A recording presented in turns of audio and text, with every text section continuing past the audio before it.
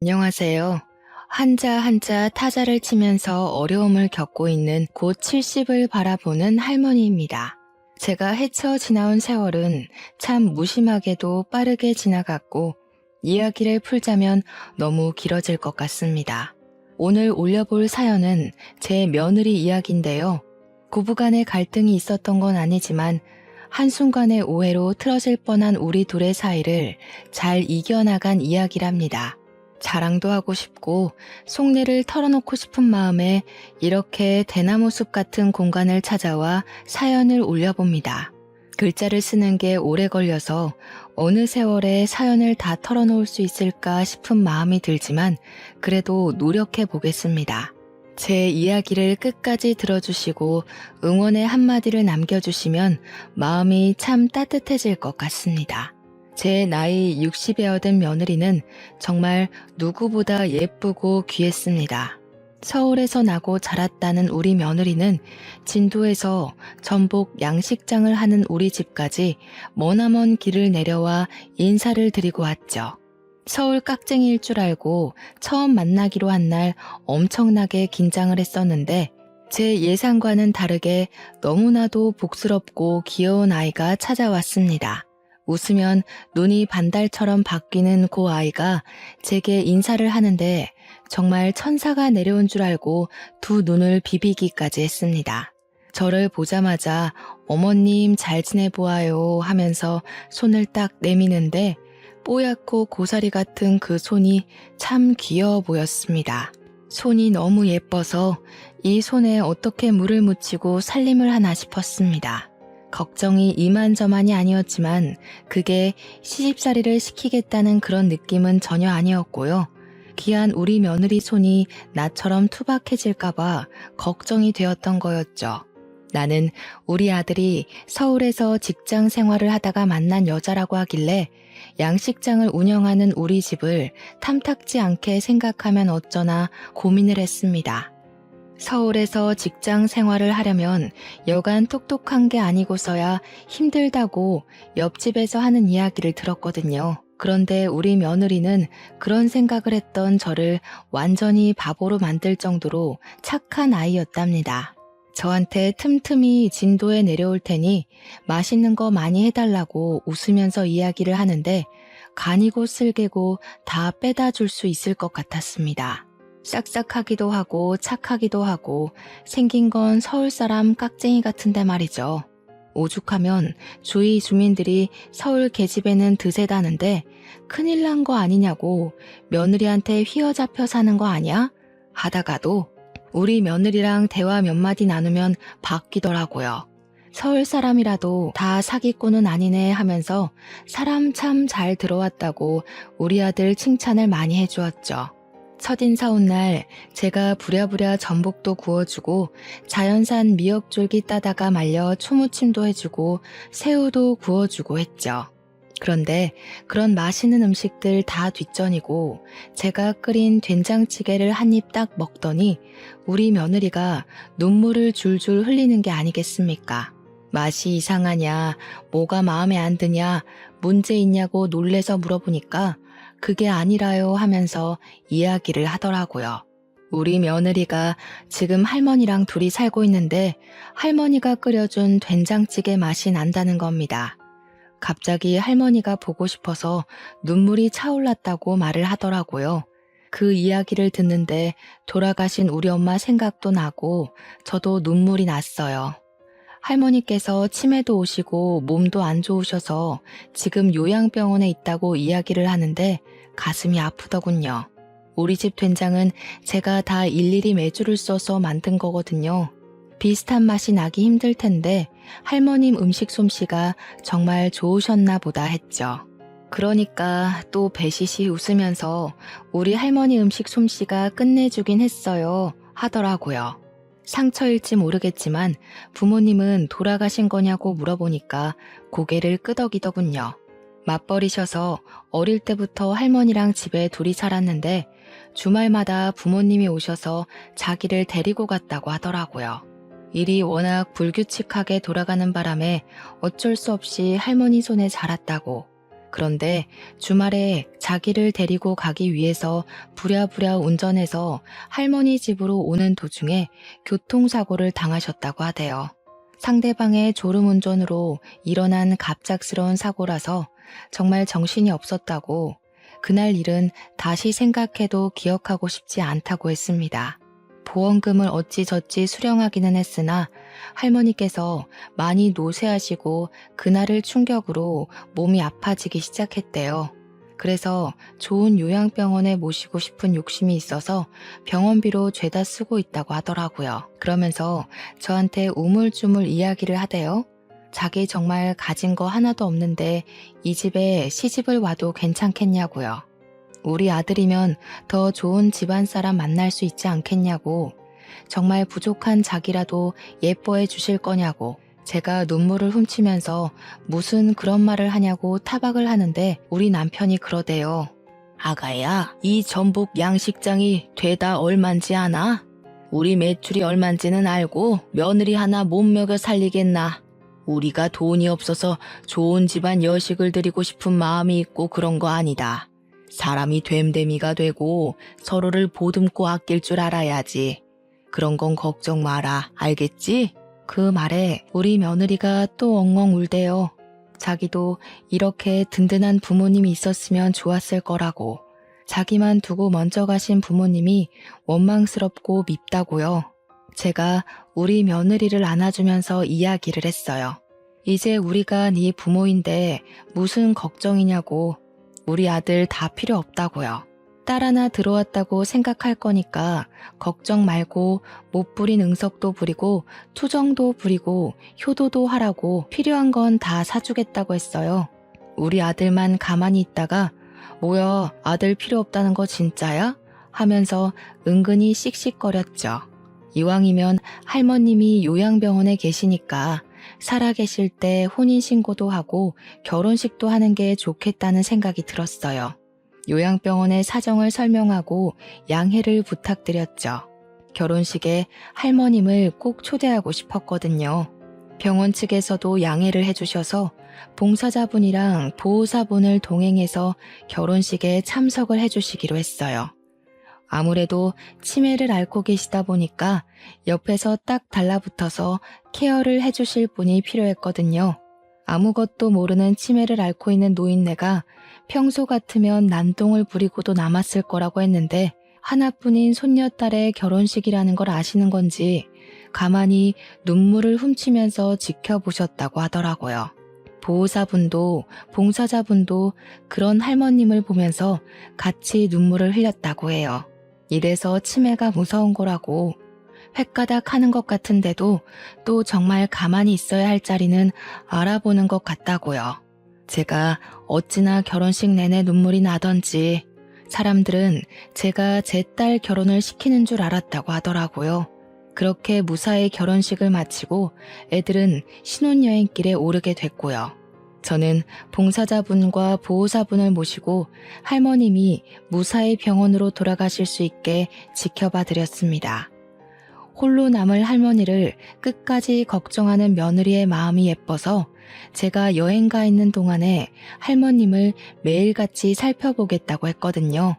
우리 남편도 그 마음이 이해가 가는지 저와 함께 요양병원 근처에서 며칠간 지내며 할머님의 동태를 살폈습니다. 무탈하게 신혼여행도 잘 다녀왔고, 글쎄 그 조그마한 손으로 뭘 그리 많이 사왔던지 영양제 같은 걸 많이 사왔길래 우리 며느리 화장품도 사고 옷도 사입고 하지 뭘 이런 걸 사왔냐고 은근히 꾸짖었죠. 그러니까 저한테 오래오래 건강하게 사셔서 자기 된장찌개 평생 끓여달라고 하더라고요. 그 말이 얼마나 예쁘던지. 제가 어찌 우리 며느리한테 싫다고 하겠습니까? 애들이 서울에서 일을 하고 생활을 하다 보니까 욕심만큼 자주 볼 수는 없었죠. 그래도 또 간간히 보는 재미가 쏠쏠하더라고요. 매번 아들 내외가 온다고 약속을 잡으면 하루 전날부터 시장통을 털어서 장을 보고 요리를 준비하곤 했습니다. 제가 빠르게 움직이는 걸 보고 주위에서도 저한테 아들네 부부한테 정말 극성이라고 이거 다 며느리 거냐고 놀래시더라고요. 며느리가 예뻐도 너무 예뻐서 다 주고 갈 거예요 하면 복 받은 거라고 낄낄거리면서 웃고요. 며느리가 그렇게 예뻐? 하기야 그 집 며느리가 복스럽게 생기기도 했고 애가 야무지게 말도 잘하더라 하면서 동네 주민들이 칭찬을 해주셨어요. 그때마다 제 어깨가 얼마나 으쓱했는지 우리 며느리가 참 인간다운 면모를 동네 사람들에게 잘도 보여줬구나 했죠. 우리 옆집이 승철이네라고 하나뿐인 아들 이름이 승철인데 글쎄 고놈이 이혼을 하고 고향으로 돌아와 백수로 지내고 있거든요. 매번 승철 엄마가 그렇게 우리 아들 서울에서 고생을 하다가 이제 막 쉬러 내려온 거라고 했단 말이죠. 제 눈에는 그냥 집에서 허구한 날 게임이나 하는 반푼이 같아 보였지만요. 우리 며느리 자랑을 동네방네 했더니 그게 배알이 꼴린 건지 뭔지 그래봐야 며느리는 한철이라고 입을 삐죽이대요. 자기네 집 며느리도 똑같이 알랑방구 끼고 살랑살랑거리다가 결국 바람나서 이혼한 거 모르냐면서 마치 너네도 똑같이 될 거야 라는 식으로 말을 하대요. 나 참 누구 얼굴에 소금을 뿌리는 건지 어이가 없어서 실랑이를 벌였죠. 서울 가신 아들 암만 잘해줘봐야 소용없다니까. 글쎄 뒤돌면 다 까먹고 언제 그랬냐고 입 싹 씻는다고. 그러니까 그리 정성스럽게 차려줄 필요가 없어. 그냥 대충대충 하고 바람이나 안 나게 간수해. 누가 지금 네 집 걱정을 하는 거야? 승철이 간수나 잘해. 언제까지 백수 생활하면서 집에서 쌀이나 축 낼 거래? 그러지 말고 우리 바깥 양반한테 사정사정해서 양식장에서 일이나 하라 그래. 제가 지지 않고 받아치니까 승철이네가 성질이 나는지 서울 가시나가 어쩌고 저쩌고 계속 구시렁거리더라고요. 그 주둥이 좀 다무르라고 했더니 저한테 괜히 배알 꼴려서 성질낸다고 슬슬 긁지 뭡니까. 역시 싸움의 끝은 머리채 먼저 잡는 사람이 이기는 거 아니겠어요? 하필이면 애들 오기 전날 머리채를 잡고 싸우는 바람에 예상치 못하게 얼굴이 생채기가 났지 뭡니까. 우리 남편도 싸운 건 잘했는데 하필이면 애들 오기 전날 싸워서 얼굴 꼬락서니가 이게 뭐냐고 속상해했어요.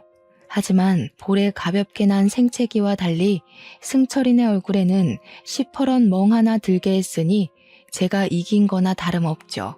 다음 날 우리 며느리가 제 얼굴을 보고서는 어머니 얼굴이 왜 이래요 하면서 호들갑을 떨더라고요. 별거 아니다, 괜찮다 하다가 슬그머니 옆집 승철이네 어멈이 이렇게 만들어놨다고 고자질을 했죠. 왜요? 왜 싸우셨어요? 하길래 지네 아들 이혼했다고 나한테 화풀이를 하지 뭐냐 하면서 그 집 어멈 성격이 원래 고약하다고 남 잘되는 꼴 절대 못 보고 한량인 자기 아들만 끼고 사는 여팻네라고 욕을 했죠. 우리 며느리가 씩씩거리면서 우리 고운 어머님 얼굴이 이게 뭐냐고 속상해했어요. 원래 다음날 아침에 일찍 애들이 서울로 가기로 했었는데 일부러 저랑 동네 한 바퀴 산책을 돌더라고요. 동네 사람들 다 보란 듯이 저랑 길거리에서 수다도 떨고 밭일도 하고 전복 따러 간 남편한테 새참도 전해주고요. 그때는 얘가 왜 이러나 했는데 지금 생각해보니까 승철이네 보라고 일부러 그런 거더라고요. 승철이네 엄마가 또 참지 못하고 옆에서 아이고 극성이다 극성이야 하면서 한마디 더 보태대요. 저 집에서 뭔 콩고물을 얻어먹고 싶어가지고 그리 알랑방귀를 끼냐고요. 그러니까 우리 며느리가 딱 그러더라고요.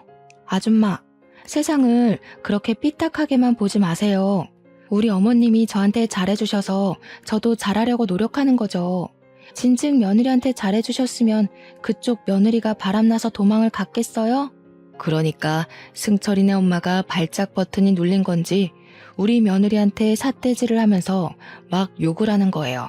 얼굴까지 새빨개져가지고 난리를 치는데 제가 참으면 되겠어요?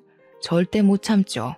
승철이 엄마한테 저도 쌍욕을 섞어가면서 지랄을 했습니다. 야 이 육실할 년아, 어디 우리 귀한 며느리한테 욕질이야?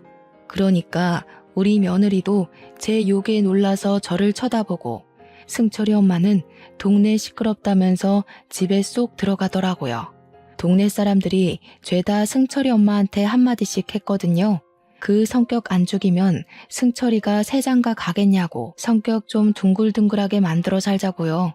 그 뒤로는 승철이 엄마가 먼저 나서서 시비를 거는 일이 없어서 편해지긴 했습니다. 그렇게 몇 개월의 시간이 흐른 뒤 우리 며느리를 금이야 오기야 키워주신 며느리 할머니께서 돌아가시게 되었습니다. 남편과 저는 양식장도 제쳐두고 서울에 있는 장례식장에서 3일 밤을 새우고 장지까지 함께했죠. 제 품에서 엉엉 우는 우리 며느리 보니까 정말 제 속이 다 시리고 아프더라고요. 어머님, 제가 전생에 죄를 많이 지었나 봐요 하면서 며느리가 울면서 이야기를 했어요. 할머니가 너무 일찍부터 아프셨었다고. 그래서 마음이 너무 아프다고요. 치매가 일찍 찾아온 것이 너무 가슴 아팠대요. 결혼식도 다 기억하고 증손주까지 보고 가셨더라면 훨씬 좋았을 것 같다고 하더라고요. 저는 하늘에서 부모님이랑 같이 조부모님도 꼭 지켜보실 거라고 마음 건강하게 먹자고 이야기를 했습니다. 그러니까 며느리는 우느라 말도 제대로 못하는 채로 자기 가족들은 다 이렇게 하나둘 떠난다고 어머님 아버님은 자기랑 오래오래 살자고 하대요. 우리 남편도 건강하게 오래오래 살게 기도 같이 해주세요 어머님 하는데 정말 마음이 짠했습니다. 나도 뭐 같이 며느리 붙잡고 울어버렸죠. 그런 걱정하지도 말라고. 내가 100살까지 건강하게 생일 케이크에 촛불 불면서 살겠다고 약속했어요. 그렇게 진도로 내려오고 나서 우리 며느리 걱정에 밤잠을 못 이루는 날도 있었습니다.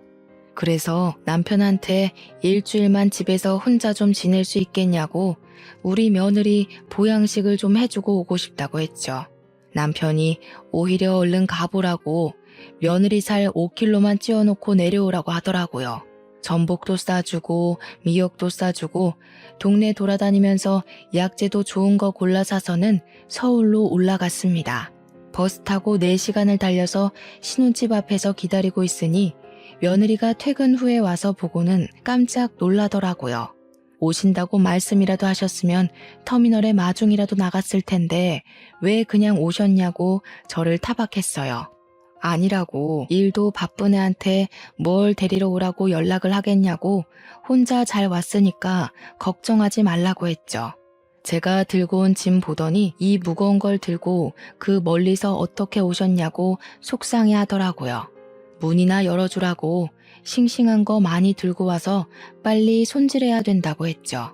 우리 며느리 평생 몸보시는 내가 다 시켜주마 하면서 산의 진미 어우러진 밥도 해주고 제가 만든 된장도 듬뿍 퍼왔죠. 며느리가 된장찌개 먹고 할머니를 그리워했던 게 생각이 나더라고요. 그래서 이거 끓이는 방법 알려줄 테니까 그대로 따라 하기만 하면 그 맛이 날 거라고 했어요. 우리 집 된장은 내가 기가 막히게 담가서 그냥 물만 넣고 끓여도 맛있어 하니까 또 울더라고요. 어머님 없었으면 저 너무 외롭고 힘들었을 거예요. 감사해요 하는데 우리 며느리 눈 퉁퉁 부을까봐 걱정이 되더군요. 그만 좀 울라고 이렇게 울다가 탈진할 것 같아서 무섭다고 했어요. 우리 남편이 그러는데 우리 며느님 살 5kg 찌우기 전에는 집으로 돌아올 생각 말라더라 하면서 일부러 더 웃었습니다. 그러니까 또 배시시 웃으면서 어머님 저 5kg 살찌면요 옷 새로 다 사야 해요 하더라고요. 그래서 저도 웃으면서 니네 시아버지한테 사달라고 하면 바로 다 사줄 거라고 걱정하지 말라고 했죠. 저한테 며칠이나 지내다가 가실 거냐고 오래오래 있으세요 하길래 일주일 정도 생각하고 왔다고 이야기를 했습니다. 그랬더니 자기는 너무 좋다고 일주일 내내 된장찌개만 먹어도 행복할 것 같다고 그러더라고요. 제가 무슨 할 줄 아는 음식이 된장찌개뿐이겠습니까? 일주일 내내 기대하라고 했죠. 내일은 삼계탕에 전복 넣어서 푹 끓여줄 거고 수요일에는 사골국 끓여줄 거야 하면서요. 우리 며느리가 저한테 너무 고생하는 거 아니냐고, 자기는 아무거나 줘도 다 잘 먹으니까 어머님도 서울 구경하라고 하대요. 서울이 여간 복잡한 게 아니라서 혼자 다니기 힘들 것 같다고 하니까 아쉬워하더라고요. 미리 알았으면 휴가를 내고 서울 구경 시켜드릴 걸 그랬다면서요. 마음이 너무 기특해서 더 잘해주고 싶더라고요. 열심히 일주일간 밥해다 먹이고 토요일에 버스 타러 터미널에 가는데 아들이랑 며느리가 굳이 진도까지 데려다 주겠다고 하더라고요. 멀다고 일주일간 너네도 나 때문에 피곤했을 텐데 집에 가서 쉬라고 하니까 며느리가 그러더라고요. 우리 엄마가 혼자 그 먼 거리를 왔다 갔다 한다고 생각하면 자기 마음이 너무 불편할 것 같다고요. 그러니까 어머님도 자기가 하고 싶은 대로 할 수 있게 해달라고 하대요. 그 고집을 도무지 꺾을 수가 없어서 아들 내외 차를 타고 진도까지 내려왔습니다. 진도까지 도착해서 남편이랑 아들은 술 한잔하고 하루 자고 일요일에 올라간다고 하더라고요. 일요일 아침에 해장국 끓여서 먹이고 이제 서울 올라가라 하니까 며느리가 저한테 봉투 하나를 내밀더라고요. 이게 뭐냐? 하고 물어보니까 일주일 동안 밥 해주셔서 너무너무 감사했다고 용돈 드리는 거래요. 그래서 제가 아가 됐다고 내가 뭐 용돈 받으려고 밥 해준 거 아니다. 마음만 받겠다고 했죠. 제 마음이에요. 제발 받아주세요 하면서 살랑살랑거리는데 우리 바깥 양반이 거참 애들 바쁘다는데 빨리 받아도 하더라고요. 제가 못 이기는 척 받아서는 액수를 세보니까 무려 50만 원이나 넣어두었더라고요. 애들도 애 낳고 살려면 돈 많이 모아둬야 할 텐데 애들 보내고 바깥 양반한테 이야기를 하니까 애들이 무슨 돈이 있어서 그리 많이 넣었냐고 하더라고요. 그러니까 하고 대꾸를 했더니 며느리 계좌번호 알고 있지? 거기로 100만 원 용돈 쓰라고 넣어줘 하대요. 좋은 생각이다 싶어서 며느리 계좌로 100만 원을 넣어줬죠. 요즘은 바로바로 알림이 가서 확인이 가능한지 며느리가 바로 전화를 해서는 어머님 하고 소리를 치는 거예요. 이 돈 뭐냐고. 무슨 돈을 100만 원이나 넣으셨어요 하길래 차비다 했습니다. 나도 내 마음대로 할라니까 그 돈 너 다 써라 했죠. 생긴 건 영락없는 깍쟁이가 어찌나 마음이 곱고 여린지 고맙습니다 하면서도 훌쩍이 돼요. 그렇게 1년의 시간이 훌쩍 더 흘렀습니다. 며느리와 아들은 여전히 깨를 볶으면서 살고 있었고 우리 부부도 아들 내외를 보면서 행복해했죠. 한 달에 한 번은 꼭 진도에 내려와 얼굴 도장을 찍는 아들 부부를 보면서 우리가 자식 동사는 성공했구나 싶었습니다. 남편의 전복 양식장 또한 거래처가 늘면서 점점 일손이 부족하게 되었고 놀고 있는 옆집 승철이를 불러다가 일을 시키곤 했죠. 승철이네 엄마랑은 그렇게 싸운 이후에 사이가 서먹서먹했지만 아들 일 시켜준다고 하니까 또 고맙다고는 하대요. 그러길래 이웃한테 미리미리 잘하고 했으면 얼마나 좋겠어요. 자다가도 인맥만 잘 쌓으면 콩고물이 턱턱 떨어지는 세상인데 며느리는 일주일에 2-3번씩 전화로 수다를 떨고 안부를 전했고 저는 그런 며느리와 통화하는 시간이 제일로 기다려졌습니다. 그러던 어느 날 상기된 목소리로 전화가 와서 급하게 전할 이야기가 있으니 주말에 찾아오겠다고 하더라고요. 무슨 일이라도 생겼나 싶어서 주말까지 잠도 못 자고 며느리만 기다렸죠. 며느리는 저를 보자마자 어머님 아주 좋은 소식이에요 하더라고요. 우리 며느리가 글쎄 임신을 했다는 것이었습니다. 아직 7주 차라 심장 소리밖에 못 들었는데 엄청 빨리 뛴다고 하면서 어머님 너무너무 보고 싶었어요 하더라고요. 진도까지 왜 내려왔냐고 우리가 서울로 가면 되는데 했더니 하루빨리 소식을 전하고 싶었대요. 입덧은 없니? 하니까 다른 건 모르겠고 제가 끓여준 해물 뚝배기가 너무 먹고 싶었다고 하더라고요. 새우랑 전복이랑 동죽 쪽에 팍팍 넣어서 된장 육수 내어가지고 끓이는 그 해물 뚝배기가요. 진도에 있는 내내 해물 뚝배기를 끓여주고 서울로 애들을 올려보냈습니다. 며느리가 저한테 너무너무 행복하다고 하더라고요. 뱃속에 자기 피가 섞인 새 생명이 있다는 사실이 죽을 만큼 좋다고 했습니다. 그 뒤로 우리 며느리는 임신 기간 내내 진도에 자주자주 찾아왔습니다. 저랑 같이 제가 만든 작은 텃밭에서 방울토마토도 따다 먹고 고추를 따기도 했고요. 상추를 따서 고기랑 같이 싸먹으면서 유기농이 최고라고 웃기도 했고요. 우리 남편이 소 잡는 날이면 장터에 가서 좋은 소고기를 사와서 그걸 같이 구워 먹고 했네요. 남편이랑 아들이랑 소주 한 잔씩 할 때면 며느리가 입맛을 쩝쩝 다시는데 그게 얼마나 귀여웠는지. 무알코올 맥주인가? 그런 걸 사다 놓기도 했어요. 애 낳으면 나랑 실컷 마셔보자 하니까 입을 셀쭉이면서 어머님 술 못 드시잖아요 하더라고요. 출산할 때까지 내가 술 배워두겠다고 후원장담을 했죠. 진도에 올 때마다 뭘 그렇게 사오는 건지 제발 빈손으로 오라고 해도 말을 듣지 않더라고요. 그게 다 우리 며느리의 정성이라고 생각하니까 마음이 몽글몽글해지면서 너무 행복하긴 했지만요. 그런데 이렇게 행복하면 꼭 불행한 일이 찾아온다고 하잖아요. 우리 가족의 행복함은 그리 오래 가지 않았습니다. 우리 며느리가 회사를 계속 다니고 있었거든요. 막달이 될 때까지 육아휴직을 미루겠다고 일에 욕심을 내고 있었단 말이죠. 중간중간 산책을 나간다고 하지만 회사 일이라는 게 눈치가 보여서 그런 것도 자주 할 수 없지 않겠습니까? 오랜 시간 앉아서 일만 하니까 배가 불러오기 시작하면서부터 점점 뭉치는 듯한 느낌이 있었다고 하더라고요.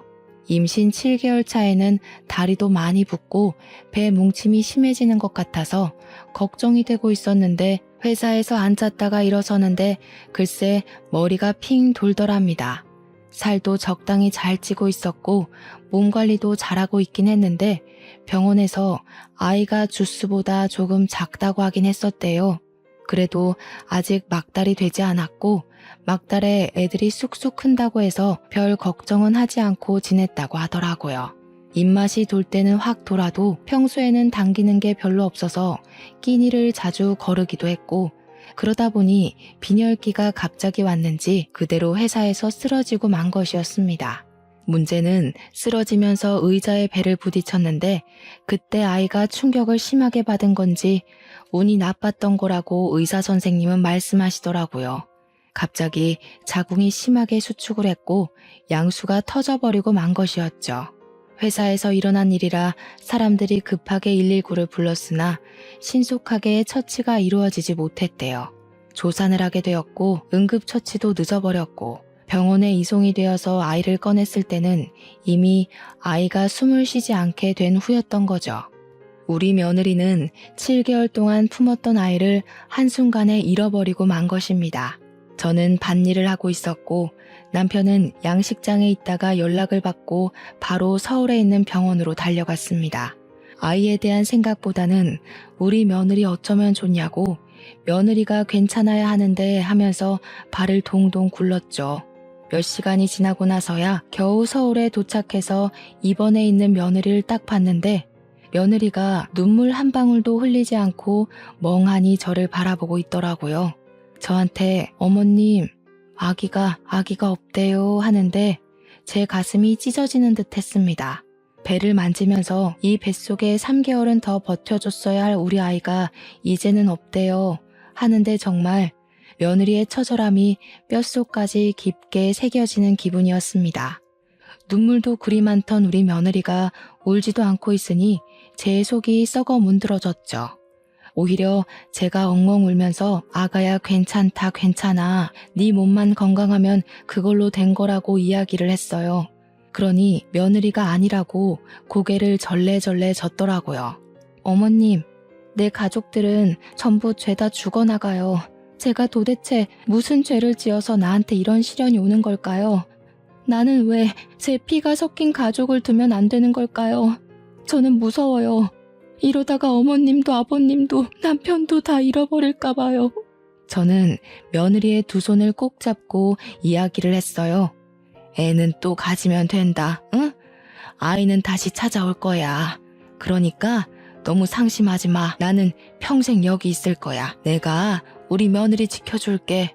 며느리는 며칠 동안 말을 잃어버린 사람처럼 입을 떼지 않았습니다. 그 뒤로 아들은 회사에 출근을 해야 했고 남편은 전복 양식장을 계속 돌봐야 하는 시기였기에 제가 며느리 옆을 지키기로 했죠. 우리 며느리는 저와 함께 서울에 있는 집에 들어가서도 말을 한마디도 하지 않고 밥도 먹지 않고 무기력하게 지냈습니다. 너무나도 기력이 없어서 제가 쓱 밀면 툭 쓰러질 것 같은 사람처럼 굴었어요.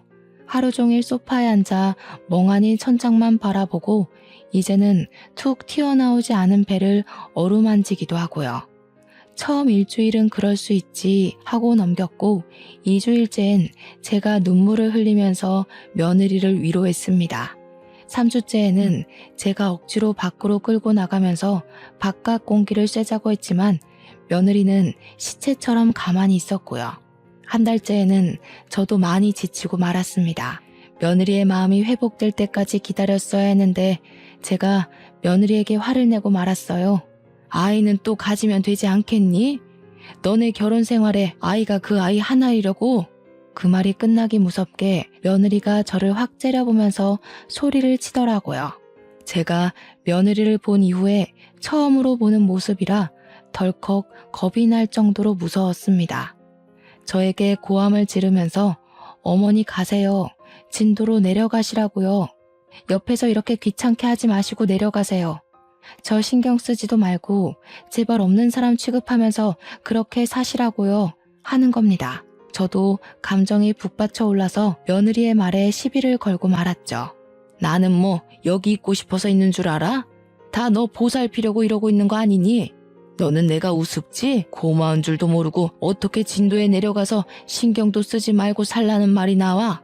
격해져 버린 감정은 주워 담기에는 많이 흘러넘치고 말았습니다.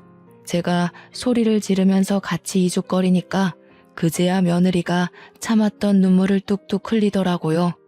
한 달 동안 울지도 않고 꾹꾹 참았던 애가 제 말에 눈물을 펑펑 쏟더군요. 아직 제 마음속에는 죽은 우리 아이가 생생하게 그려진다고요. 그런데 아이를 잃은 어미한테 어떻게 애를 더 낳으면 된다고 이야기를 하실 수 있으세요? 저만 산다고 이 더러운 세상에서 삶이 사라지나요? 가슴에 묻은 아이를 어찌 그리 빨리 잊으라고 하실 수 있냐고요. 며느리는 원망이 가득 담긴 목소리로 저에게 조곤조곤 이야기를 시작했습니다. 며느리의 이야기를 듣는데 쥐구멍에 숨고 싶을 정도로 제가 부끄러워졌어요. 아이를 잃은 어미한테 제가 참 모진 말을 했구나 싶더라고요. 무려 제 뱃속에 7개월 동안 살아 숨쉬고 있었어요.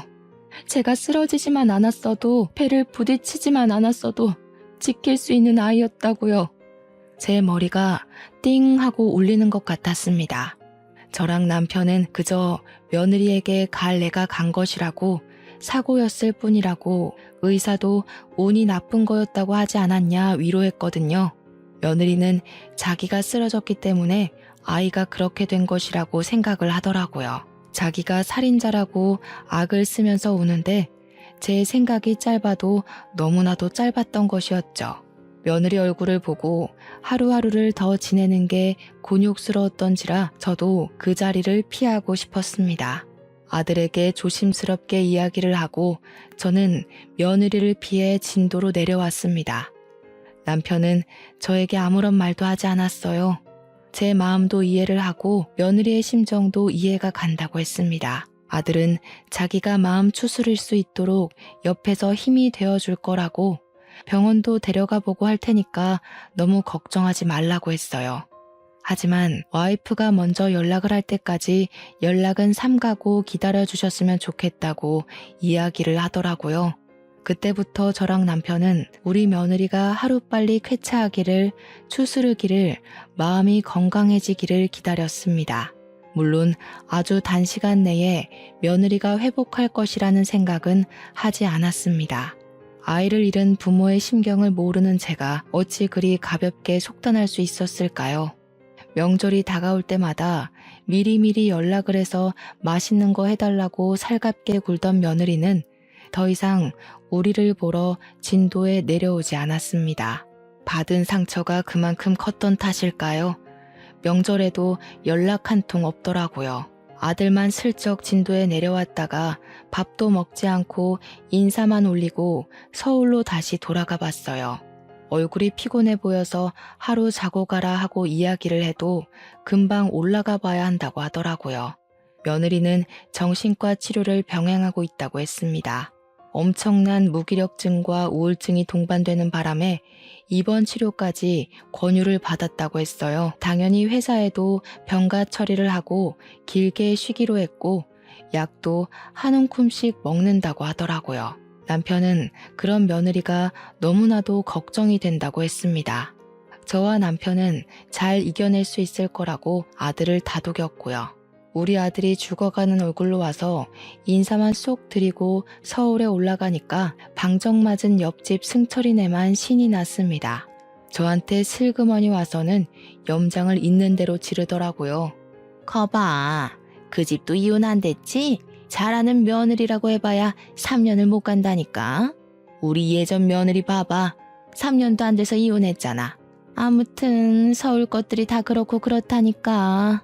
야, 이 정신나간 옆에내야. 우리 며느리가 아파서 못 온 거다. 너는 아픈 사람한테 그런 말을 하고 싶니? 그러면서 제가 승철이 엄마 머리채를 잡고 악을 쓰면서 등짝을 막 때렸습니다. 제가 지랄 연병을 떠니까 동네 사람들이 죄다 나와서 저를 말리는데 제가 발길질까지 하고 난리를 쳤죠. 승철이 엄마는 제가 이렇게까지 반응을 할지 몰랐는지 어이없다고 황당하다고 하더라고요. 자기가 무슨 못할 말을 했다고 이렇게 개패듯이 패냐면서 경찰을 부르겠다고 하더라고요. 경찰? 불러봐. 어디 한번 누가 이기나 보자. 이왕 경찰 불러서 연병 떠는 거 한 대만 더 맞고 불러라 이년아. 네가 경찰을 불러서 고소를 하네 뭐네 하는데 나도 너 명예훼손으로 고소할 거야. 제가 막 엉엉 울면서 이야기를 하니까 우리 남편도 다가와서는 한 번만 더 우리 며느리 욕하고 다니면 다 뒤집어 엎어버릴 거라고 경고를 했어요. 집에서 한량백수로 놀고 있던 승철이가 우리 양식집에서 아르바이트를 하고 있었잖아요. 그걸 들먹이면서 두 번 다신 승철이를 양식장 근처에도 못 오게 하겠다고 하니까 그제야 우물쭈물 하더라고요. 뭐 그 집 며느리가 아픈 걸 알았나 몰랐지 이러면서요. 저와 남편은 끈질기게 며느리가 다시 연락을 해올 날이 다가오기만을 기다렸습니다. 아들이 원했던 대로 절대로 먼저 연락도 하지 않았고요. 간간히 아들에게서 듣는 며느리 소식으로 만족해야만 했죠. 그렇게 1년을 기다리고 2년을 기다렸습니다. 우리 며느리는 점차 호전이 되고 있는지 아들이 전화하는 횟수도 진도로 내려오는 횟수도 늘어났습니다. 아들의 근심이 가득했던 얼굴도 점차 활기를 찾기 시작했고 집에서도 며느리랑 대화하는 시간이 늘었다고 하더라고요. 며느리는 오랜 병가를 지속할 수 없어 결국 회사를 그만두게 되었다고 했습니다. 일에 참 열심이던 며느리가 이렇게 허무한 퇴직을 하게 되었다고 하니 제 마음이 싱숭생숭했죠. 자기가 높은 자리까지 꼭 올라가서 여성 임원이 되는 게 꿈이라고 했었거든요. 그래도 회사를 그만둔 지금 명상도 하고 운동도 다니면서 건강을 찾으려고 노력 중이라고 하더라고요. 병원에서 받아 먹던 약도 많이 줄어들었고 병원 가는 횟수도 이제는 많이 줄었다고 소식을 전해왔습니다. 그래도 아직까지는 진도에 내려올 용기가 나지 않는다고 아들에게 미안하다고 했다네요. 우리는 아들에게 괜찮다고 우리 며느리 잘 보살펴주라고 이야기를 했죠. 아들이 서울에 올라가 보겠다고 인사를 하는데 문득 된장찌개를 좋아했던 우리 며느리 얼굴이 생각이 나더라고요. 그래서 잠시만 기다려보라고 하고는 된장을 큰 통에 듬뿍 담아서 아들 편에 들려보냈습니다.